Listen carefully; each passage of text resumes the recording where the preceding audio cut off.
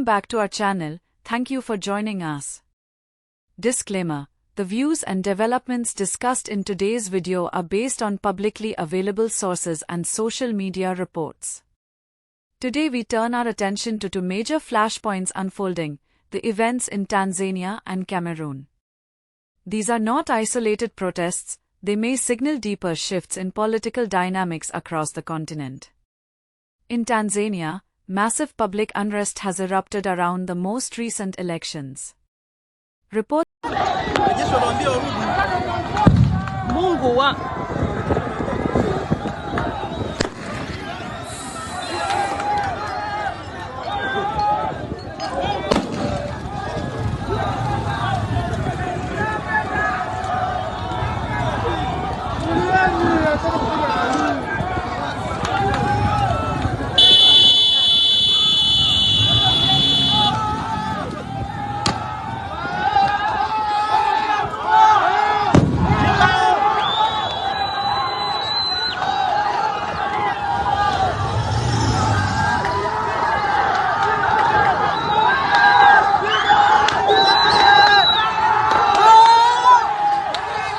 indicate the military has been deployed, a curfew imposed, internet service disrupted, and polling stations attacked and vandalized.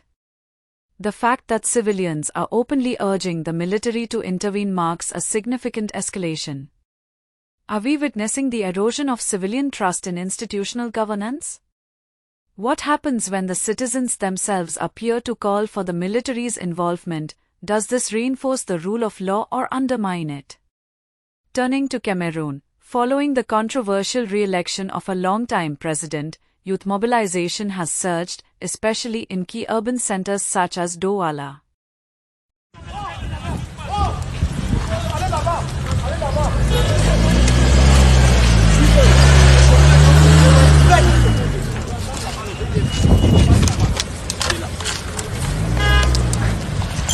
Reports speak of young people taking to the streets, challenging the status quo, and in some localities confronting security forces. This raises probing questions. When the youth feel their voices are ignored, does rebellion become inevitable? And what role should foreign forces and external influences play when domestic legitimacy is in doubt? Another common thread between these situations is the apparent shift in how the armed forces are being perceived, or behaving. In Tanzania, despite the heavy military presence, protesters breached checkpoints and acted with relative impunity. On nous voit chaque année, on tue les élections, ils sont en train de tuer les élections. Nobusso, Tiroma, on dit Nobusso. On vote pour quoi? Moi j'ai perdu mon temps pour aller voter par rapport à quoi?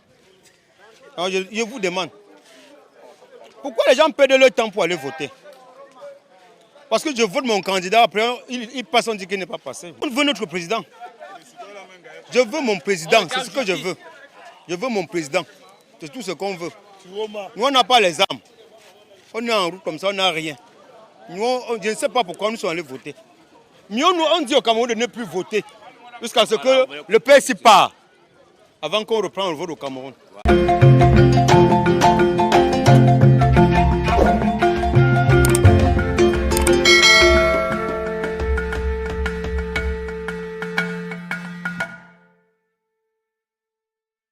In Cameroon, there are assertions that security forces are increasingly caught between loyalty to the regime and the popular mood.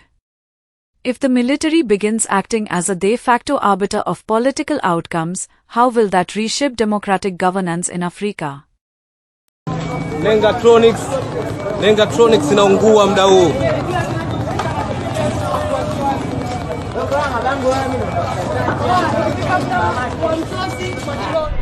Kama unavyoona, hii ni hadi ya magari ya Mwigulu Mchemba ya Esther.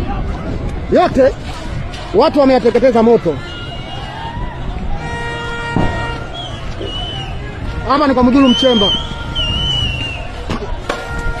Twende kwa Kiba. Pamoja wapi? Twende kwa Monde au vipi? Twende Wasafi.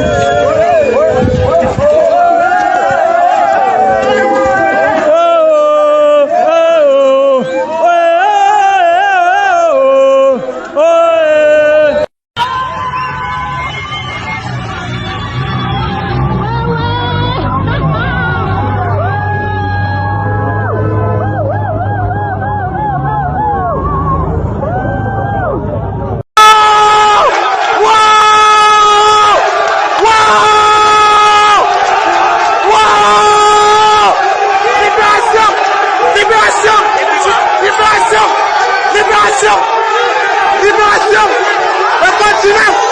Le continent!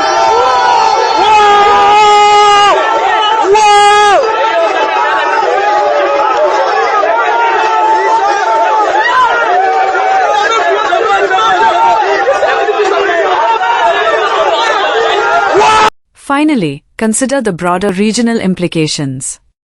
If such large-scale mobilization and direct civilian-military friction become more common, neighboring countries and regional blocs will inevitably feel the ripple effects. From economic disruption to shifts in foreign policy and investment risk, these are not just local crises.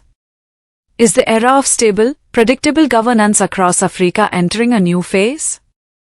How should governments and civil society respond when popular uprisings become the norm, not the exception?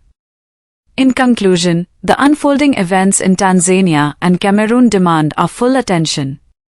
The stakes are high, not just for the people in those countries, but for the future of governance, civil-military relations and citizen empowerment across the continent. As always, we will continue to bring you timely, accurate updates and probe the deeper stories behind the headlines. Stay engaged, stay thoughtful, and above all, remain hopeful for change.